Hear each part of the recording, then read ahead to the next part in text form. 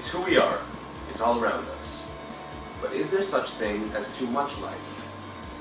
Honestly, there is, if the amount of resources does not complement the amount of people. Take Barangay Salapan, for example. In an informal survey of 50 people, we found that each household has an average of 5 children and survives on less than 20,000 pesos a month. These families live in areas too small for comfort, too dark for light to enter, and too dirty for sanitation.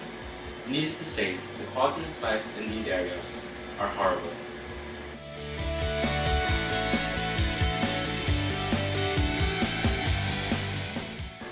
Who takes the hardest hit in this issue? Who are the most affected? They are.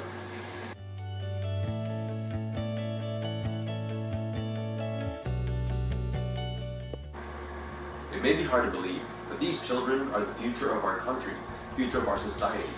This is not just a concern of children, but the concern of what the Philippines will become, what we will be. We know who is greatly affected, but who really is to blame? Many will point to the government and their lack of contributions, lack of open jobs, and even natural calamities. Child poverty rates are climbing. Back in 2009, in a survey conducted by the government, we found that 13.4 million children are considered income poor, meaning these children have no access to our necessities, such as clean water and housing, and even food. At a young age, some children are forced to leave school so they can support their family. Yes, they keep their family afloat, but at what cost? The opportunity cost of this is their future and their education. Our sphere of influence is small. It's minuscule. What can we do at our scale? What is feasible? Ano pangalan niyo? Saan? Ikaw? Daniel. Ilang taon ka na? Ikaw? 12 rin po. Saan ka nakatira? Sa Mascardo po. Sa 511 ginawa sa... Kapatid ba kayo? Meron po. May kapatid ka? Apo. Nag-aaral ba kayo? Apo. Saan kayo nag-aaral? Pinaglaban ng elementary school. Okay. So, sa future, ano ang pangarap mo? Accounting. Ikaw accounting. Ikaw? Senior. Senior. Isang last question. Nahihirapan ba kayo sa buhay mo? Hindi naman. Masaya. Hindi naman din. So, masaya kayo. Opo. Tapos pangarap niyo? Yan, maging mga accounting. Okay. Sige, salamat. Thank you.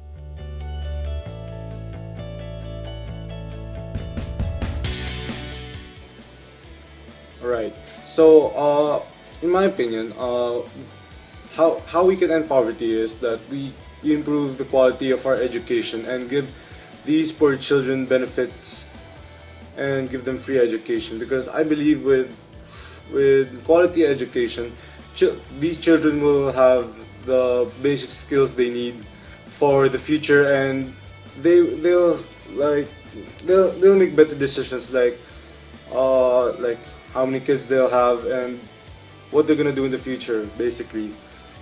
And they need this quality education so that they could also seek for employment in the future and not have a hard time as they are having right now, because they're poor and everything.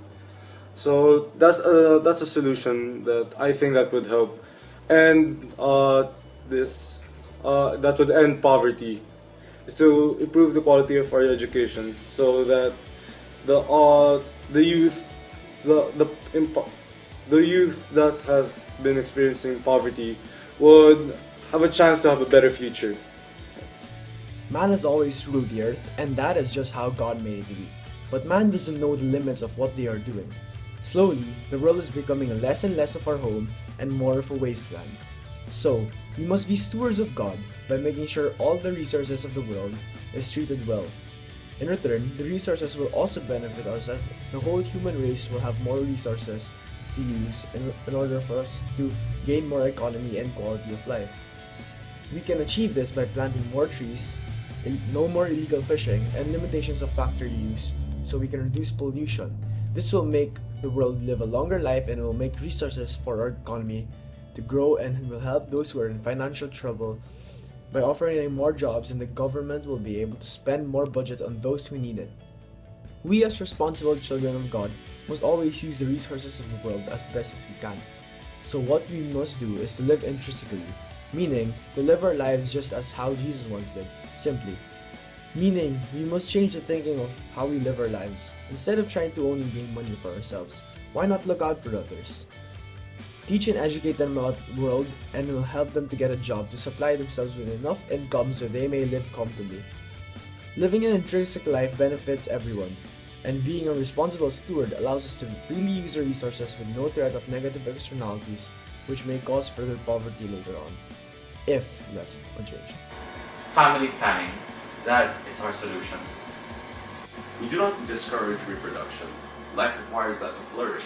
However, we need to consider how the future generations will live, their quality of life, what will happen to them. If they are born into a world without adequate resources, the rate of poverty will just rise. Donations will help, but only for a short term. What we are trying to find is something of longer efficacy, that of social justice. When we encourage family planning, the likelihood of a child being born into a world of misery goes down. We are reducing the rate of poverty growth.